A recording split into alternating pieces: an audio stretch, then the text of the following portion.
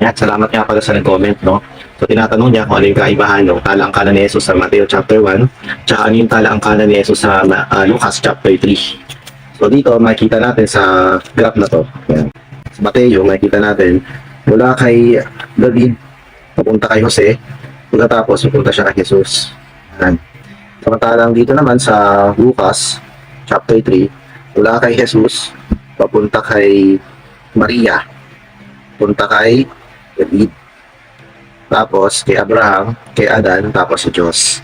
Ayan, so, ayan, yun yung sagot dun sa tanong ni kapatid na nag-comment sa atin, ano. So, ipaliwanag din natin kung ano ba yung pagkakaiba, ano, Mateo, Marcos, Lucas, tsaka John. No? So, ito kasi napaka-significant niya ng mga, ano ba ibig sabihin? Silang apat ay tumutukoy sa Panginoong Jesus, pero ano ba yung pagkakaiba nilang apat? Ayan. Sa four living creatures, Ezekiel chapter 1 verse 10. So, pinakikita sa atin doon na itsura ng man, lion, ox, tsaka eagle. No? So, dito, ipapakita sa atin no, na yung Panginoong Jesus ay may ganitong larawan. Mateo, Marcos, Lucas, at John. Yan. Sa Mateo, no, makikita natin yung Mateo, no, ito ay tumutukoy sa Panginoong Jesus bilang ang hari. Yan. So, kaya nagsimula siya kay David. No? Papunta kay Jose, no? Tapos sa Panginoong Jesus, no? Bakit pa nagsimula siya kay David? Kasi si David, siya yung hari. Siya yung hari. No?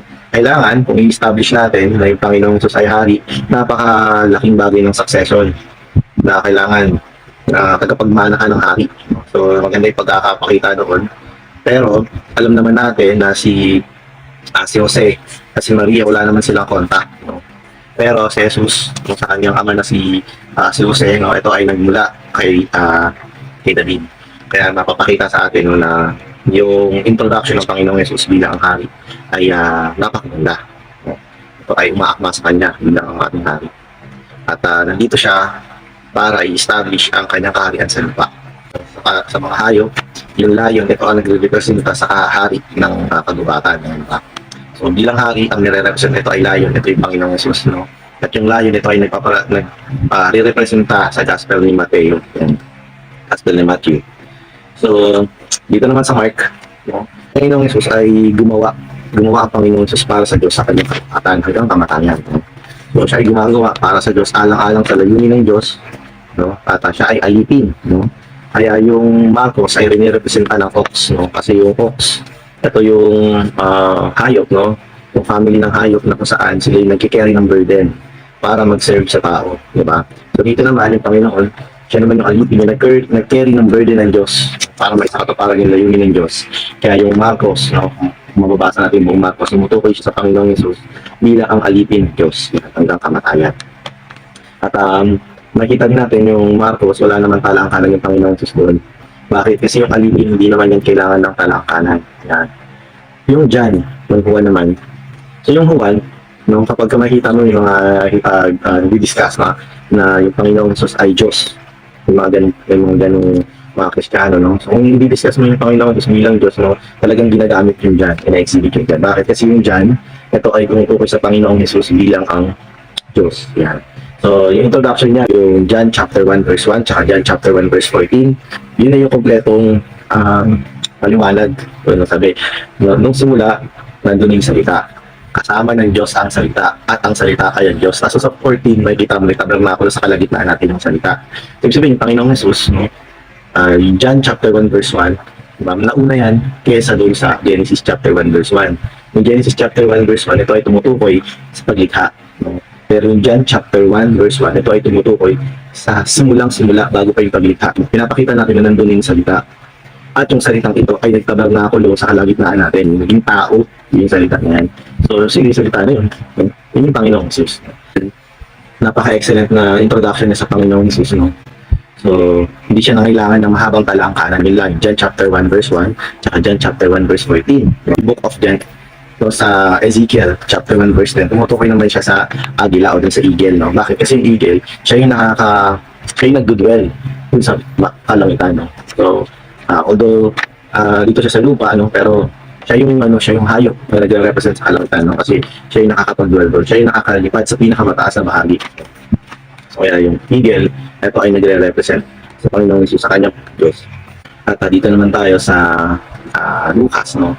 Sa Lucas naman, pinapakita naman yung ating Panginoong Jesus bilang ang perfectong tao. Ayan. So, since dito yung inquiry, yung nag-comment sa atin na dito yung inquiry niya, no? So, mag-dwell tayo dito sa Lucas. Kailangan ipakita, diba? Sabi ang kabayaran ng kasalanan ay kamatayan, diba? So, kailangan ng Diyos maging tao kasi wala naman, diba? Wala namang tao ang may kakayahan tumubos ng kanyang sarili. No? Kaya yung Diyos naging tao siya. So ngayon, kailangan bago niya matubos yung mga tao, di ba? Kaya kailangan muna niya ma-qualify. No? Kailangan niya ma-qualify bilang tao, ng isang normal na tao, no? So kailangan ipakita sa atin, no, kung saan ba nanggaling itong Jesus na ito. Sa kanyang pagkatao, ang nanay niya ay si Maria, di ba? So, pero makikita natin doon sa Lucas chapter 3, no? Si Jesus, tapos si Jose, tapos si Eli o si Heli. Yan, ibang term, ibang salin Heli yan. So, dito sa salin natin sa recovery version, ito ay Eli, no? O Eli. Si Eli yung salin niya. Kaya titingnan natin, bakit si Jose, tapos si Eli, hindi naman pala niya tatay si Eli, no? Si Heli. No, ang tatay talaga ni Jose sa Mateo, makikita natin na ang pangalan ay Jacob. Jacob yung tatay niya. Pero dito, ang pangalan ng tatay niya ay Eli, no? Yung pangalan talaga ng tatay ni Maria ay Joachim. No? Nung namatay ng maaga yung tatay ni Maria na si Joachim, ang naging tagapag-alaga niya, no, ayon sa kautusan nila ay si Eli. Yan, si Eli. Si Eli ang naging yung kanyang ama. Kaya dito, no, si Jose, nung napangasawa niya si Maria, naging tatay niya na rin. Naging tatay niya na rin si Eli. No? Father-in-law. Yan. Sa laman, ang nanay ni Jesus ay si Maria, no? Pero binabanggit kasi dito sa Biblia is yung mga ama, yung mga tatay o yung ama. So kaya binabanggit dito si Jose.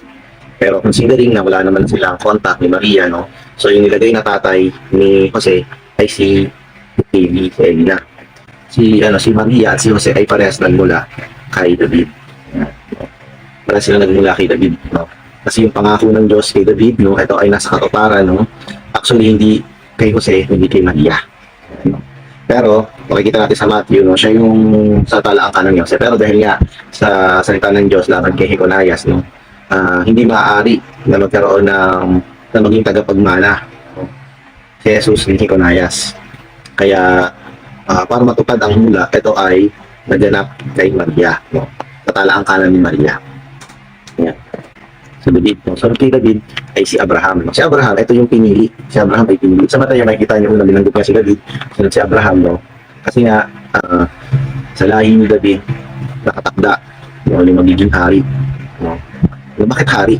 Kasi nga yung kaharian ng Diyos ay dadalhin dito sa lupa, no? So yun yung pinaportray ng Mateo. Si Abraham, kaya pangalawa lang siyang binanggit, no? Kasi i-emphasize na hindi lang siya basta galing sa hari, sa libi ng mga hari, kundi si Jesus ay galing din sa libi ng mga tinawag, no? Alam naman natin na si Abraham ay ang libi ng tinawag. So dito, pinakita sa atin si Jesus, si Eli, si Jose, di ba? Tapos si Eli, di ba? Tapos binanggit bandang ulit si Eli, binanggit bigla si David, tapos binanggit si Abraham, tapos bumalik siya kay Adan. Kaya binanggit si Adan, no? Kaya kay Adan, anak ng Diyos, si Adan. Bakit anak ng Diyos? So, meron akong dalawang dahilan kung ba't sinabi doon na anak ng Diyos, no? Unang dahilan, kasi nga, agaya dito si Eli, no? Hindi naman talaga niya anak na direkta si Jose. Pero sinabi dito na anak ni Eli si Jose. Bakit? Kasi nga, dahil nga sa kasal, dahil nga sa pagiging magkasawa ni Jose at ni Maria, kaya siya naging anak, no? So yung pangalawang dahilan, no? Anak siya ng Diyos, no? Kasi nga, yung tao ay mayroong larawan at wangis ng Diyos. No? Nung nilikha niya si Adan, ito ay ayon sa larawan at wangis ng Diyos. Agaya ng yung magulang at yung anak, no? Yung anak ng magulang, ito ay mayroong larawan at wangis ng kanyang ama. Larawan at wangis ng kanyang ina, no? So yung tao, ito ay nilikha ayon sa larawan at wangis ng Diyos. Kaya lang, itong unang Adan na ito ay natisod, diba? Tisod, no? Kaya ito ay nagdulot ng kamatayan sa tao, diba? Ngunit isang araw, no, nagkaroon ng ikalawang Adan. Itong ikalawang Adan na ito ay nagbibigay buhay. Itong ikalawang Adan, ito ay si Jesus, no? At ang appreciate ko dito sa chapter 3 ng Lucas na ito, hindi lang ito basta talaangkanan ni Jesus. Ito ay talaangkanan din natin. Talaangkanan natin, no? Kung si Jesus ay pumasok sa loob natin, No? Lucas chapter 3 verse 23 na ito. Una tayo dito. Ayun. No? Ako, no? Tapos si Jesus sa loob ko, di ba? Kay Jose, sumunod kay David, kay Abraham, kay Adan, tapos sa Diyos, no? Tayo ay nabalik lahat patungo sa Diyos. Yung talaang kanan na ito ay mula sa tao, pabalik sa Diyos. Yun yung damdamin ng talaang kanan na ito, na sa wakas, ang tao ay naibalik na muli sa Diyos sa pamamagitan ng Panginoong Jesus, ng ating Panginoong Jesus. Dito pinakita yung Panginoon sa kanyang na siya ay qualified, no? At siya ay normal na tao, pinanganak sa lupa. Itong Mateo, Marcos, Lucas at Juan, ito din yung tumutukoy sa Ezekiel chapter 1 verse 10. Ayan. Yung Mateo, tumutukoy siya sa lion. Yung Marcos, tumutukoy siya sa ox. Yung Lucas, yung John, tumutukoy yung John sa eagle. At yung Lucas ay tumutukoy sa tao, sa man. Ayan. Remember, no, na sila ay pinipersecute ng time na sinulat nila yan. At si Mateo ay isang maniningil ng buwis. Diba? Si Marcos naman, siya ay normal na tao. At si Juan ay isang mangingisda. At si Lucas naman ay isang doktor, no? Iba't iba yung mga tao. Pero sila ay sumulat, no? Na patungkol sa Panginoong Jesus, no? Sa isang sa larawan na kumumpleto dito sa Ezekiel chapter 1 verse 10. Pero walang duda na yung kanilang mga sinulat ay naaayon sa na ito ay inspired ng Diyos. Na ito ay sinulat ayon sa kaisipan ng Diyos, no? At makikita natin, no, na itong Biblia, ito na yata yung pinaka-persecute na libro sa buong kasaysayan, no? Pero ito ay mostly na-publish sa buong lupa. Yan.